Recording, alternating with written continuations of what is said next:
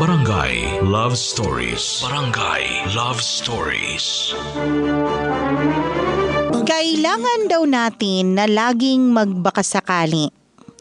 Hindi raw natin lubos na mauunawaan at pasasalamatan ng hiwaga ng buhay kung hindi natin hahayaan na mangyari ang mga hindi inaasahan. Ikaw, kabarangay, malakas ba ang loob mong sumubok at magbakasakali sa mga bagay sa buhay mo? Dear Mama Mia, isang magandang araw sa inyo at sa lahat ng mga listeners at sa ating mga kabarangay. Ako po si Mika, 32 years old and a mother of 2. Maglilimang taon na rin po akong housewife. Mula po kasi nang ipanganak ko ang aking bunso 5 years ago, ay napagdesisyonan po naming mag-asawa na mas makakabuti po kung manatili na lang ako sa bahay para matutukan ko ang pag-aalaga sa aming mga anak. 2 years old po kasi noon ang panganay ko at ayaw din naman po naming iwanan sa kasambahay ang pagpapalaki sa mga bata. Bukod pa po niyan ay mas makakatipid din po kami sa pasweldo sa kasambahay kung ako na lang po ang magmamanage ng bahay namin. Bago ako naging housewife ay nagtatrabaho ako bilang receptionist sa isang maliit na hotel kung saan ay nakilala ko rin ang aking asawa na si Warren na nagtatrabaho naman doon bilang isang cook. Naging maayos naman po ang pagsasama namin ni Warren, Mama Mia. Mabait po si Warren, may itsura at napaka-responsabling ama. Wala rin po siyang bisyo bukod sa paminsan-minsang mobile games.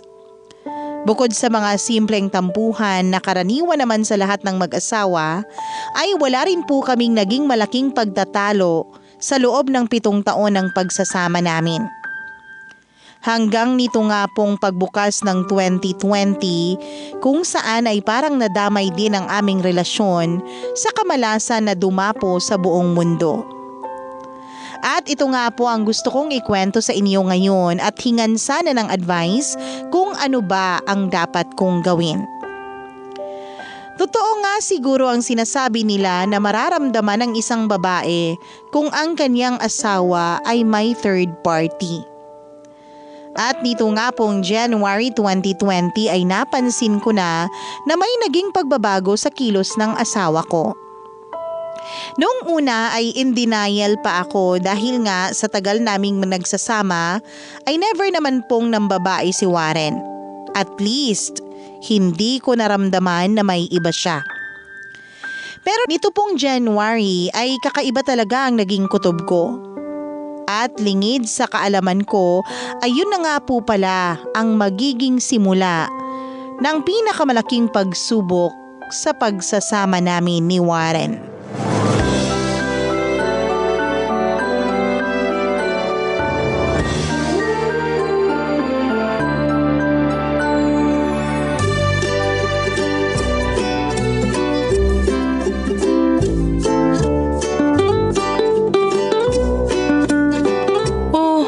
Saan ka galing? Bakit naka-short sa rubber shoes ka? Nag-gym ako. Gym? May promo kasi dun sa gym na malapit sa hotel. May discount kapag nag-member ng isang buong taon. Nag-member ka? Oo. Okay. Magkano naman yung monthly nun? 500 na lang. 500? Aba, pambayad din natin ng tubig yun ah. Kaya ko naman bayaran yun. At saka maliit lang na investment yon para sa pagiging mas healthy ko. Dapat nga ikaw din eh. Sa gawaing bahay lang dito at sa pag-aalaga ng mga bata, ubos na lakas ko. Teka, hindi ba lalo makakasama yan sa'yo kasi pagod ka na nga sa trabaho, buong araw ka ng galaw sa kitchen? Iba naman yung pagluluto sa pag-gym. Siyempre may mga parte ng katawan na hindi na-exercise. Okay, sige. Nga pala, may dumating na delivery dyan kanina, box. Ganun ba? Ayos. Ano naman yung pinadeliver mo? Mga supplements lang yon. Para masulit ko yung pag-gym ko. Aba, Talagang kinakarir mo yung healthy-healthyhan mo ah. Oo, naisip ko parang New Year's resolution ba? Wow! Ibang pasok ng 2020 sa'yo ah. Dapat nga ikaw din. Mag-diet na rin tayo para maging mas malakas resistensya natin. Siyempre, hindi na tayo bumabata. Kailangan na natin palakasin yung katawan natin. Mahal na magpa-ospital ngayon. Sige, support na lang kita dyan. Okay na ako sa ganito.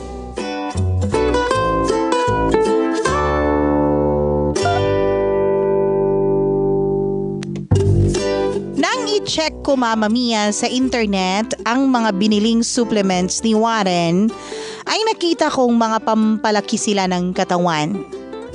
Doon talaga ako nagtaka na may parang kakaiba sa kanya. Kung ang pakay lang po ni Warren ay mas maging healthy, bakit kailangan pa niyang magpalaki ng katawan? Para kanino? Para sa akin? Para sa sarili niya? Pero bakit parang nagmamadali siyang magpaganda ng katawan? Napakarami pong mga tanong na sumagi sa isipan ko noon, Mama Mia.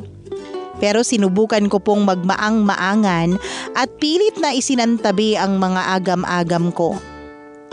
Nang lumipas po ang mga araw ay napansin kong mas nagiging banidoso nga ang asawa ko, Mama Mia.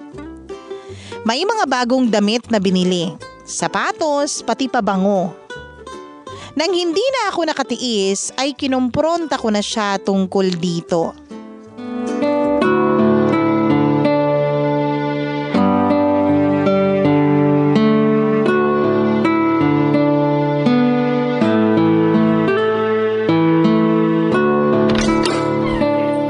Oh, anong ginagawa mo dyan sa cabinet ko? Nag-spray ka ng pabango? Oo, gusto ko maamoy eh. Bakit nag-spray ka pa? Maaamoy mo rin naman yan kapag ginamit ko. Binuksan mo pa. Kakabili ko lang nito eh. Mukhang mamahalin yan ah. Mura lang yan. May nagbebenta lang dun sa hotel. At nag-shopping ka rin pala nung isang araw? Anong okasyon? Wala. Pumapayat na ako eh. Kailangan ko na ng bagong mga damit. Hindi ka pa naman ganun kapayat ah. Kasya pa naman yung suot mo. Nakuha ko naman yung mga yun sa sale eh. Parang hindi naman. Chinek ko yung mga etiketa at resibo, parang wala namang nabawas. Teka, bakit parang may kakaiba sa'yo ngayon? Bakit parang iniimbestigahan mo ko? Wala. Nagtataka lang ako kung bakit parang bigla-bigla ka naging banidoso. Ganyan talaga ang tao. Nagbabago. Buti nga ako nagbabago for the better. Bakit? Gusto mo ba na porket matagal na tayo dapat maging losyang na ako? So para sa akin yung ginagawa mong pagpapapogi at pagpapalaki ng katawan? Syempre para sa'yo, kanino pa ba? At anong pagpapalaki ng katawan sinasabi mo dyan? Yung binili mong mga gamot no isang araw? Sinearch ko sa internet. Pampalaki pala ng katawan. Hindi naman pampalaki yun. Para lang yun masulit yung pag-gym ko. Naku sana talaga totoo yung mga sinasabi mo. Alam mo Mika, huwag ka na mag-isip ng kung ano-ano. Hindi ba pwedeng magpapogi ang mga lalaki? Ikaw rin naman, bili ka ng bili ng makeup ah. Nagagamit mo lang naman kapag nagsisimba ka. Parang ganon din ako. Basta, siguraduhin mo lang yan sinasabi mo ha. Kung di, makukuha mo talaga sa akin ang hinahanap mo. Sus! Ito talagang asawa ko. Selosa ka pala. Kasi naman kung kailan ka tumanda tsaka ka pa nagpapapogi dyan. Uy, kung makamatanda ka naman dyan, 32 lang kaya tayo. At saka, bakit ka ba galit na galit? Para sa'yo naman tong pagpapapogi ko. Sus! Ay nako, siguraduhin mo lang Warren kundi malilintikan ka talaga sa akin. Lumipas ang mga araw na nagpatuloy si Warren sa kanyang New Year's resolution, Mama Mia, ng pagiging mas alaga raw sa kanyang katawan. Kahit na busy sa trabaho ay parang halos 3 beses sa isang linggo siya kung mag-gym. At nung tumagal nga ay parang halos araw-araw na niya itong ginagawa. Hanggang sa medyo humupa na nga ang pagdududa ko sa kanya at unti-unti nang nasanay sa kanyang bagong katauhan. Lalo pa dahil unti-unti na po ulit akong nagwapuhan sa asawa ko kaya hindi na ako nagreklamo. May itsura naman kasi si Warren kahit na noon pa. Sa katunayan nga ay nung una ko siyang makita sa hotel na pinagtatrabahuan namin ay naging crush ko na po agad siya.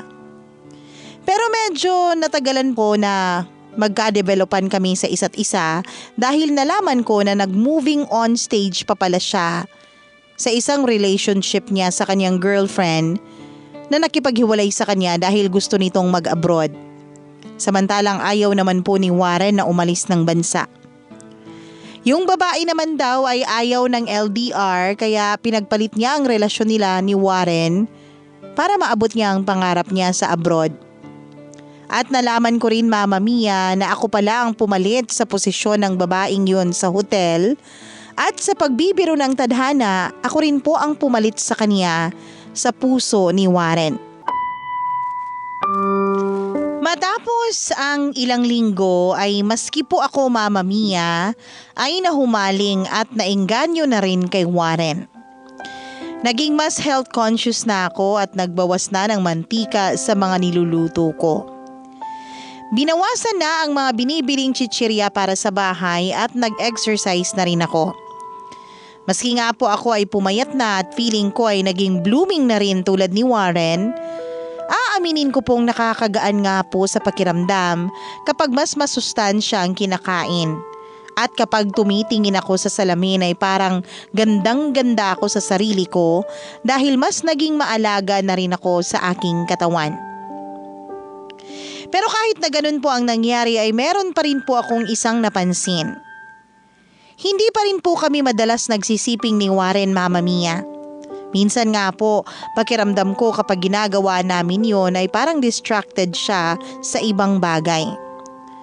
At doon po bumalik ang pag-aalinlangan ko kung para kanino nga ba ang naging pagbabago ni Warren. Para sa akin ba? Sa kanya? O baka naman para sa iba? At parang dininig nga po ng Diyos ang mga pag-aalinlangan ko nang minsang hindi sinasadya na magkita kami ng dati naming katrabaho na si Thea sa isang grocery noong ako'y namimili. At nang magkamustahan kami at nagkayayaan kami na magkape, doon na po kami nagkapagkwentuhan, Mama Mia.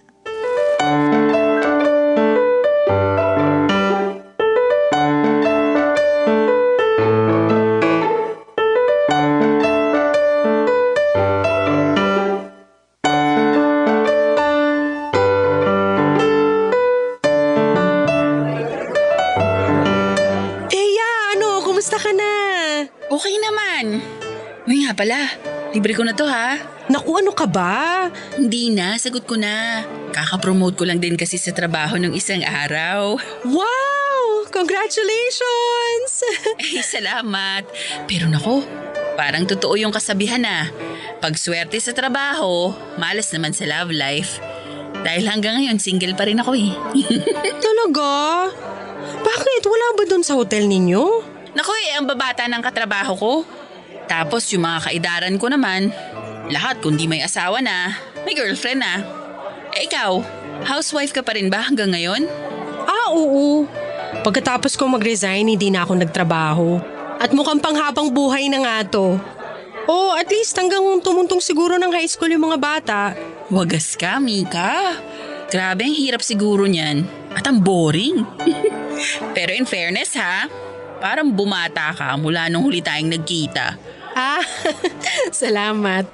Ngayon taon kasi, mas naging health conscious na kami ni Warren eh. Kaya yun, diet, exercise. That's good. Ako, naku, sobrang stress sa trabaho. Wala na akong time mag-gym. Kahit na meron naman kaming libre dun sa hotel. Buti nga, nagkita tayo ngayon. Nakahinga-hinga man lang ako. Kahit nga tuloy yung reunion ng batch namin ni Warren, hindi na ako nakapunta. Reunion ng batch nyo? Oo, sa hotel. Yung batch namin ni Warren. Diba parang kami yung mga first trainees dun? Talaga? Kailan? Di mo ba alam? Mga 2 weeks ago siguro. Teka, hindi ka ba sinabihan ni Warren? Hindi. Wala naman siyang nababanggit. late na nga siyang umuwi nung isang Sabado. Ang sabi niya, nagkayayaan daw sila ng inuman ng kitchen staff. Ba't kaya? O bakit? Wala.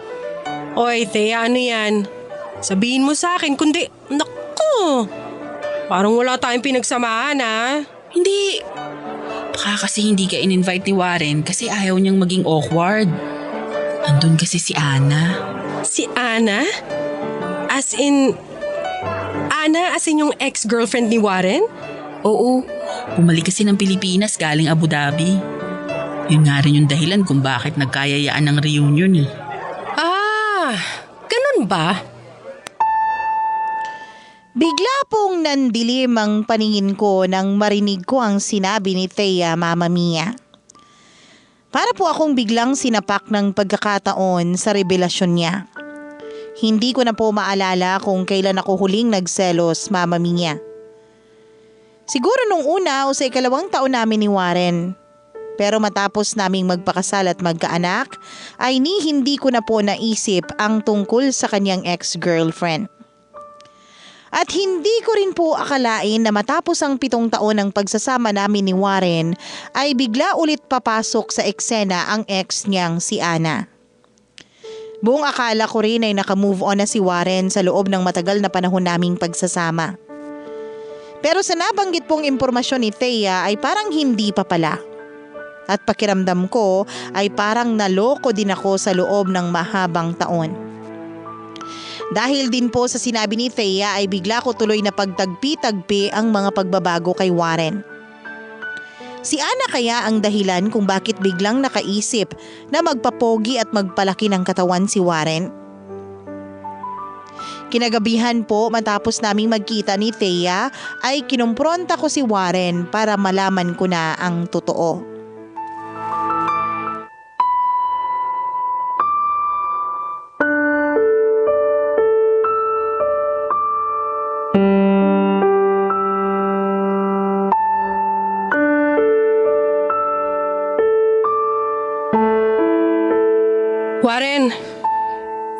Warren!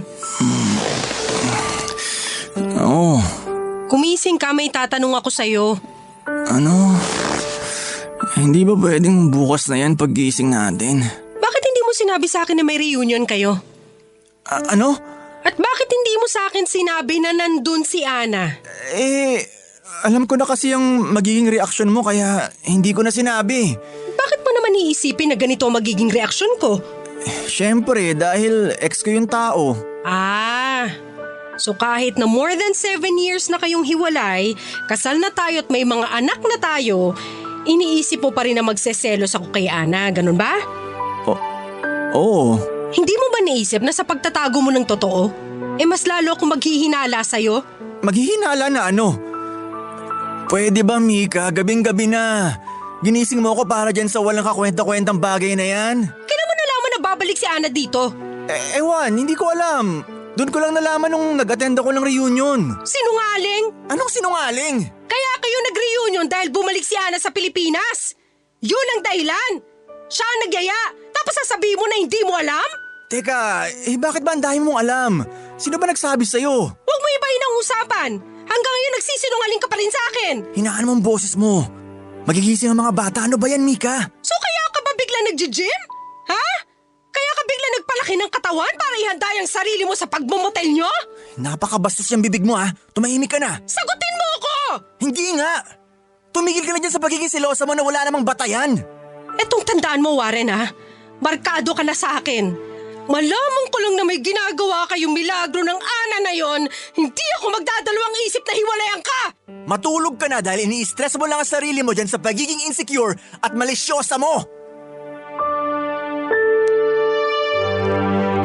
Mula po nang kumprontahin ko si Warren tungkol sa kanyang ex-girlfriend, ay naging tensyonado na ang samahan naming dalawa, Mama Mia. Sa katunayan nga, unang Valentine's date namin na hindi man lang naging romantic si Warren. Dinala niya lang ako sa isang restaurant, binigyan ng roses at yun na. Parang trabaho lang. At nung naroon din po kami ay halos hindi rin kami nagkwentuhan at parang malayo ang iniisip niya. Bukod doon ay napansin ko rin na parang naging mas mainitin ang ulo ni Warren, Mama Mia. Hindi na po namin napag-usapan ulit si Ana pero patuloy siya sa pagiging cold sa akin. Maski nga po ang mga anak namin ay medyo napansin na rin ang pagbabago sa ugali ng kanilang ama. Pero pinapaliwanag ko na lang sa kanila na pagod ang tatay nila sa trabaho kaya madalas itong tahimik sa bahay. Kaya minsan ay naiiyak na lang ako, Mama Mia. At ang panahon ko lang para umiyak ay kapag wala ng tao sa bahay namin. Kapag nasa eskwela na ang mga bata at si Warren naman ay nasa trabaho. Gulong-gulo na ang isipan ko dahil para po akong may kalaban na hindi ko man lang nakikita. Pero hindi ko rin naman po alam, Mama Mia, kung dapat nga ba akong mangamba o baka masyado lang akong napaparanoid at insecure. Hindi ko na nga rin napigilan ng sarili ko, Mama Mia, at nag-imbestiga na ako kay Ana. Sinearch ko siya sa internet at ang kaniyang mga social media accounts. Pero lahat po yun ay naka-private at wala akong ibang makita na impormasyon. Maski po mga common friends nila ni Warren ay in-stalk ko na rin sa mga social media. Pero wala rin naman po akong masyadong nakuhang impormasyon. Ang tangi ko lang pong impormasyon na nakuha ay may boyfriend itong si Ana. Gayunpaman ay hindi pa rin naalis sa isip ko na kung meron nga siyang boyfriend, hindi naman ibig sabihin nun ay wala na siyang kalaguyong iba. Habang lumilipas ang mga araw ay mas lalo pong nagiging mainitin ang ulo ng asawa ko. At sa paglipas din ng mga araw ay mas lumalakas ang kutob ko na may kakaibang nangyayari na hindi ko alam. Isang araw, Mama Mia, dahil hindi ko na nga rin po napigilan ng sarili ko, ay kinontak ko ulit si Thea. At nakipagkita ako sa kanya para makakuha ng dagdag na impormasyon tungkol kay Ana.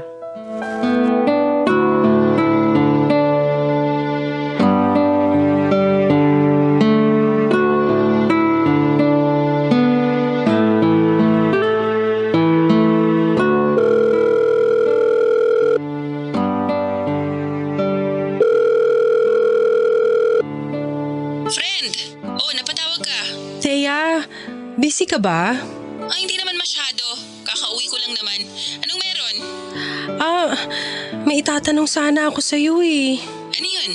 Friend, hindi kasi ako mapakali after nung huling pag-uusap natin. Oh, bakit naman? Kasi nga, dun sa nabanggit mo, na umuwi si Ana. Okay.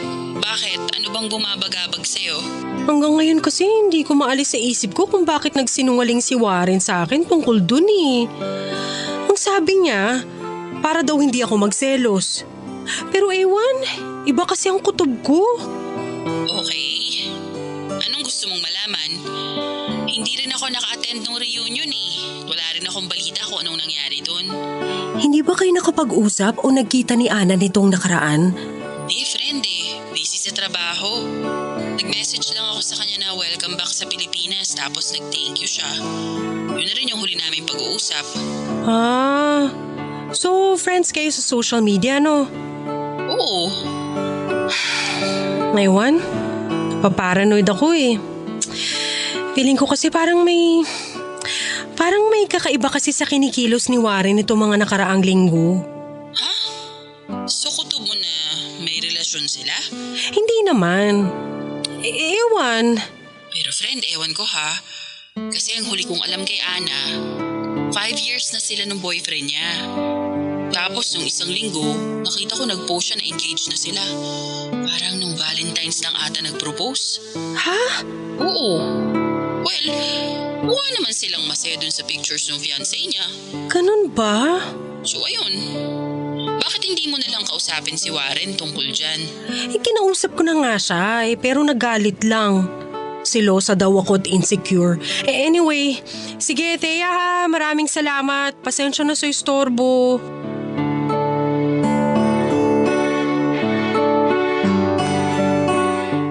Pagkatapos naming mag-usap ni Thea, Mama Mia, ay magkahalong ginhawa at takot ang nararamdaman ko. Hindi ko nga alam na posible palang maramdaman ng dalawang magkaibang bagay na yon ng sabay. Nakaramdam ako ng ginhawa dahil alam kong kakasagot lang ni Ana sa boyfriend niya at ikakasal na sila. Kaya't mababawasan na ang kakompetensya ko.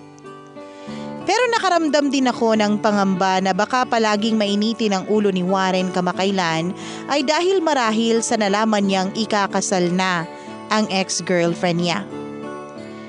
Hindi ko kaagad kinumpronta ang asawa ko tungkol sa natuklasan ko, Mama Mia. Siguro may bahagi rin sa akin na natakot na baka makarinig ako ng mga bagay kay Warren na lubos na ikasasakit ng puso ko. Sinubukan ko na lang pong isantabi ang nararamdaman ko at pinilit ang sarili ko na mapayapa sa impormasyon na ikakasal na si Ana sa iba. Kaya't hindi na niya maaagaw sa akin si Warren. Pero nagkamali ako, Mama Mia. Isang gabi ay umuwing lasing si Warren. At dumediretso na siya sa kama at natulog. Doon po ay hindi ko na napigilan ang sarili ko at naisip ko na pagkakataon ko na yun para makapag-imbestiga. Chinek ko ang cellphone ni Warren. At doon, Mama Mia, gumuho ang aking mundo. Silipin ko nga tong phone mo kung wala ka talagang tinatago. Ano nga uli yung password niya? Text ni Warren kay Ana. Ana, mahal na mahal pa rin pala kita. Ana, please huwag ka muna magpakasal. At nag-reply pa tong babaeng to. Warren, parang awa mo na. Patahimikin mo na ako. Dapat hindi na lang ako nakipagkita sa'yo. Maawa ka sa asawa mo. Warren! Warren, kumising ka dyan! Ano ba? Kumising ka, sabi! Ano ba problema? Ang ingay-ingay mo. Ano to mga message na to kay Ana, ha? Anong message? Eto! Ana, mahal na mahal pa rin pala kita. Ana, please, huwag ka muna magpakasal. Ana, bigyan mo naman ako ng pagkakataon pa. Ano to mga to? Akin na yan. Ayop ka! Ayop ka! Ayop ka! Kailan ano ba? ha? Kailan mo pa ako niloloko? Hindi kita niloloko. So ano yan? Uling-uli ka na, itatanggi mo pa? Mahal mo pa rin si Ana! Niloko mo ako! Hindi ko sinasadya. Hindi ko sinasadya. Akala ko naka-move on na rin ako, Mika. Maniwala ka. Pero nung nakita kami, ewan ko, parang bumalik lahat. Bumalik lahat? Kaya pala babalikan mo siya at iiwan mo kami ng mga anak mo? Ganun ba plano mo, ha? Hindi. Ewan ko. Naguguluhan ako. Huwag ka na maguluhan! Lumayas ka na dito! Iwanan mo kami ng mga anak mo at sumama ka na dyan sa ano mo na yan! Hindi ko gagawin yan. Hindi mo gagawin pero yun ang gusto mong gawin, di ba? Patawarin mo ko. Hindi! Hindi kita mapapatawad! Ayaw mo umalis, ha? Ito, alisin mo lahat ng mga gamit mo dito! Umalis ka na! Puntaan mo na yung Ana na yun! Pigilan mo siya sa pagbabakasal niya! Mika, ano ba? Matulog na lang tayo. Hindi! Sa tingin mo makakatulog pa ako? Sa tingin mo makakatulog pa ako bukas? Sa isang araw o sa isang linggo? Hindi! Hindi ako makakatulog hanggang nandito ka at nakikita ko yung pagmumukha mo! Hindi ko kaya matulog sa isang bahay na kasama ang asawa ko na sa loob na ilang taon may iba naman palang mahal! Lumayas ka! Lumayas ka na! Mika, please. Pag-usapan natin to. Wala na tayong dapat pag-usapan. Niloko mo ako, Warren. Niloko mo kami ng mga anak mo! Sinubukan akong pakalmahin ni Warren at kausapin pero hindi ko na siya binigyan ng pagkakataon, Mama Mia. At kinabukasan matapos ng insidenteng yon ay umalis na nga rin si Warren sa amin at nakituluyan muna sa kanyang kapatid. Hirap na hirap din ako sa pagpapaliwanag sa mga anak namin sa nangyari. Ang sinabi ko na lang ay kailangang umalis muna ang papa nila sa bahay dahil may trabaho ito. Pero hindi ko alam kung paano ipapaliwanag sa kanila ang komplikadong dahilan kung bakit kami naghiwalay ng tatay nila. Hanggang sa inabot na nga po ng quarantine at lockdown noong 2020 ay tuluyan na kaming nagkahiwalay ni Warren, Mama Mia. Matapos niyang umalis sa amin ay halos ilang buwan din po akong sinubukang kausapin ni Warren tungkol sa nangyari. Dala ng galit at paggalito, halos magtatatlong taon ko na rin pong itinago kay Warren ang mga anak namin. Maski ang kapatid niya at mga magulang namin ay namagitan na para mapag-ayos kami ulit. Alang-alang daw sa mga bata. Pero napakahirap po sa puso ko, Mama Mia. Dahil parang natroma ako sa ginawa niya. Alam ko kasi na makipagbalikan man ako kay Warren ay nagbago na ang lahat. At habang buhay na akong mahihirapan na magtiwala ulit sa kanya. Last December 2022 ko lang hinayaan ang mga anak ko na makita ang tatay nila pero hindi ako kasama. Naisip ko na naging mahirap na ang buong pandemya para sa mga anak ko kaya ayoko nang dagdagan pa. Hinayaan kong makita ng mga anak ko si Warren at makasama siya nung nakaraang Pasko at Bagong Taon. Kaya rin po ako sumusulat sa inyo ngayon, Mama Mia, ay para makakuha ng inyong opinyon at ng ating mga kabarangay online kung ano sa tingin nila ang dapat kong gawin. Mama Mia, mahal ko pa rin naman ang asawa ko. At para sa mga anak namin, ay gusto ko rin pong makipagbalikan sa kanya. Pero matapos po ng ginawa niya ay nahihirapan na akong maniwala na tapos na talaga ang nararamdaman niya para kay Ana at ako na ang pinipili niya. Hindi ko alam, Mama Mia, pero napakahirap para sa akin na patawarin si Warren. Gusto ko naman talaga, pero sadyang nasasaktan pa rin ang puso ko sa ginawa niya sa akin.